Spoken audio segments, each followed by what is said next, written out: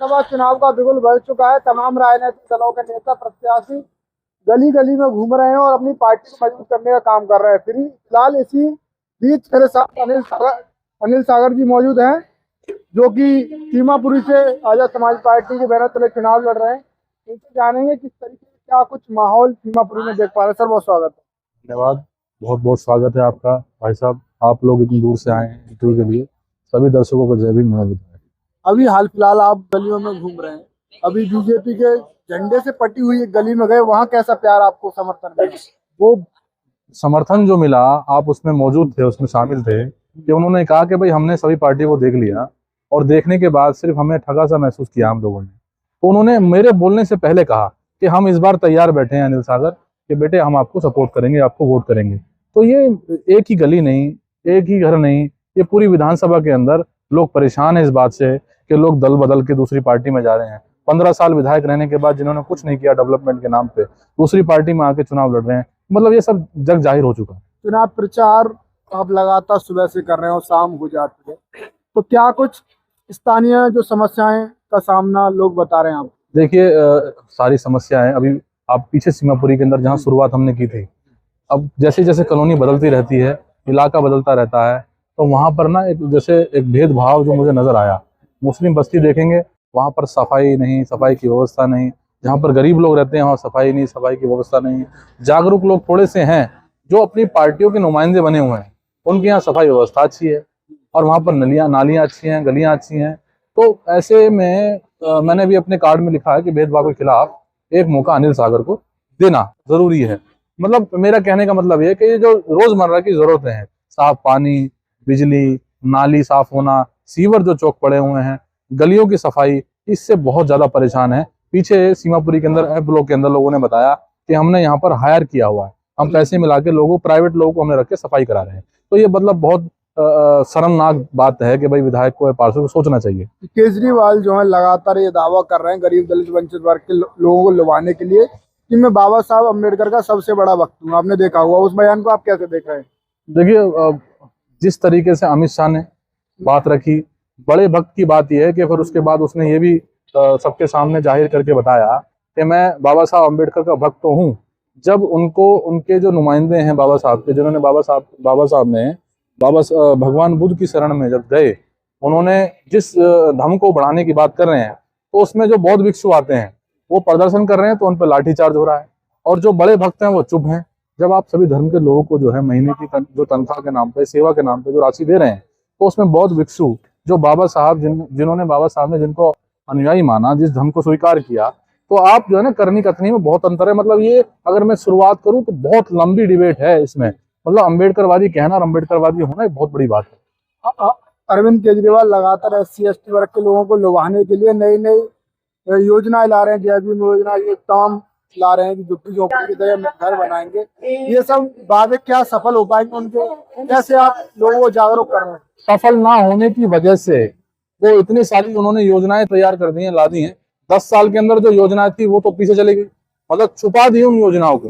जय भीम योजना बंद हो चुकी है, और जो जितनी योजना जो चल रही थी, सरकार कांग्रेस की चल रही थी, उसका नाम बदल दिया गया है। तो मैं सबसे भी वही बात बोलता हूँ कि वो अपने कार्यकर्ताओं से लिखवा रहे थे पीछे, चुनाव से थोड़ा पहले, आचार संहिता लगने से पहले वो लिखवा रहे थे कि उनके कार्यकर्ता लिखते हैं कि मेरा केजरीवाल ईमानदार है।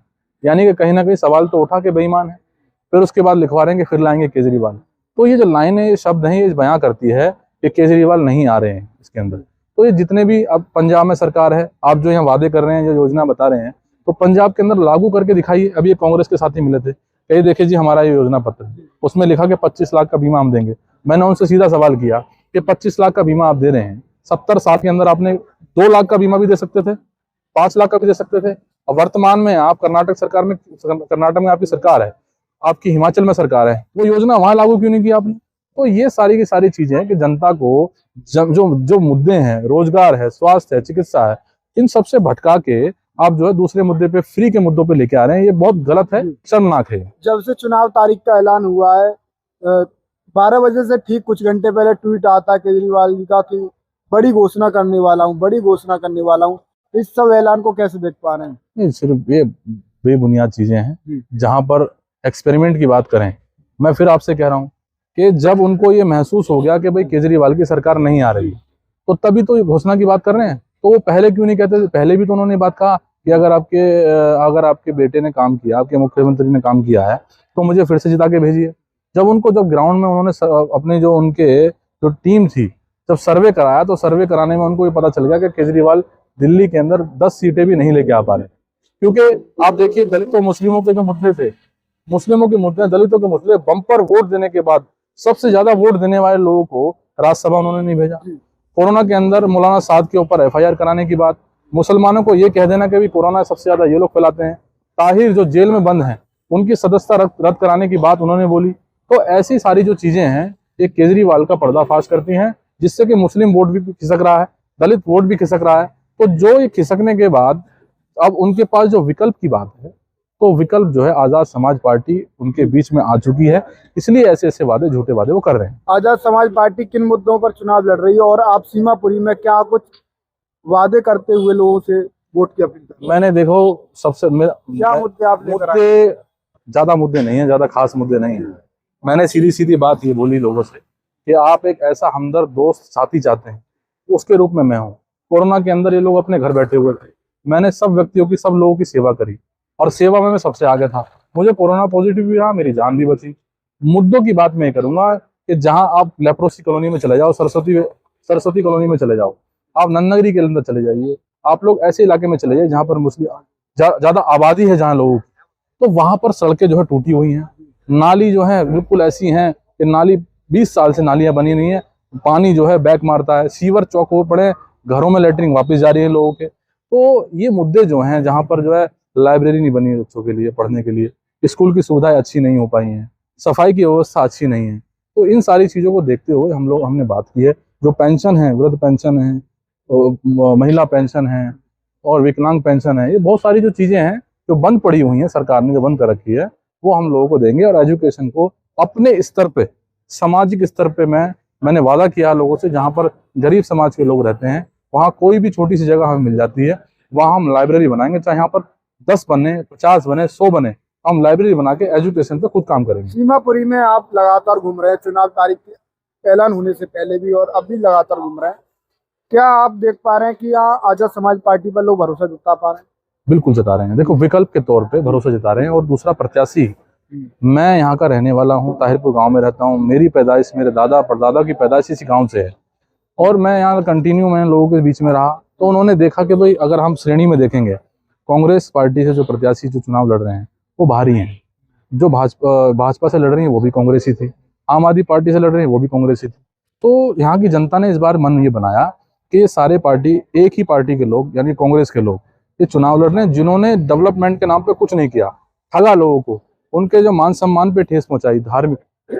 तो भाई चंद्रशेखर आजाद जो हैं, वो जिस तरह के संसद में जो दहाड़ते हैं, संसद में जो बात रखते हैं, जैसे नगीना का एग्जाम्पल आप देखेंगे, एग्जाम्पल के तौर पे, जैसे अब वहां तो कुछ था नहीं, जीरो से शुरू किया था। चंद्रशेखर भाई को जो है जिस तरीके से समाज एकजुट होके, मतलब आंदोलन की लड़ाई को एकजुट करके दोनों कौम ने जिताने का काम किया। गरीब, मजदूर, दलित, पिछड़े, ओबीसी और मुस्लिम लोगों ने वहां जिता के उनको भेजने का काम किया। और जो संसद में वो बात रख रहे हैं, और उस बात से उनको ये महसूस हो गया कि इस देश के अंदर अगर कोई आवाज है तो भाई चंद्रशेखर है, तो वहां हमें इस बात का फायदा मिल रहा है। और लोग भाई चंद्रशेखर की आवाज को बुलंद करने के लिए, और यहाँ पर चंद्रशेखर भाई के रूप में अनिल सागर यहाँ पर उपस्थित है। क्या अपील रहेगी सीमापुरी की वोटरों से आप? मेरी अपील यही रहेगी कि जब 25 साल 30 साल से जो नहीं हो पाया वो मैं आपको करके दिखाऊंगा। झूठे वादे आपसे नहीं करूंगा। बिना MP MLA बने मैंने बहुत ऐसे काम किए हैं, सामाजिक, राजनीतिक रूप से, सोशल एक्टिविटी में मैं सबसे बढ़ चढ़ के मैंने हिस्सा लिया है। लोगों की दुख तकलीफों मैंने उनकी मदद की है। तो हमदर्द के रूप में मैं उनके साथ खड़ा हूँ और हमेशा साथ खड़ा रहूंगा। और जहाँ जहाँ जो योजनाएं जो सरकार की रुकी हुई हैं, उन योजनाओं को शुरू करूंगा। और जो मैं LG का हवाला ना देते हुए, भाजपा का हवाला ना देते हुए, मैं किसी भी अधिकारी का हवाला न देते हुए, जहाँ पर जो जरूरत है, जहाँ लोगों को पहले जरूरत है उसको पहले मिलेगा, चाहे वो नाली हो, डेवलपमेंट के लिए सड़कें हों, वहाँ पर अच्छी सुविधाएं हों, पार्क की सौंदर्यीकरण हों, तो वो सारी चीजें देने का काम मैं करूँगा। मेरे साथ आजाद समाज पार्टी सीमापुरी से विधानसभा के प्रत्याशी अनिल सागर जी थे। अनिल सागर जी ने अपनी बातें रखी और सीमापुरी की जनता के लिए क्या कुछ वो करेंगे, क्या उन्होंने बताया, वो आपने सुना। और सीमापुरी जनता से जो अपील की वो भी आपने सुनी। फिलहाल आप इस वीडियो को शेयर करें और देखते हैं कि किस तरीके से अनिल सागर अपने क्षेत्र में प्रचार करते हैं। साथ हम बने रहेंगे कुछ ही घंटे तक। आप इस वीडियो को शेयर करें।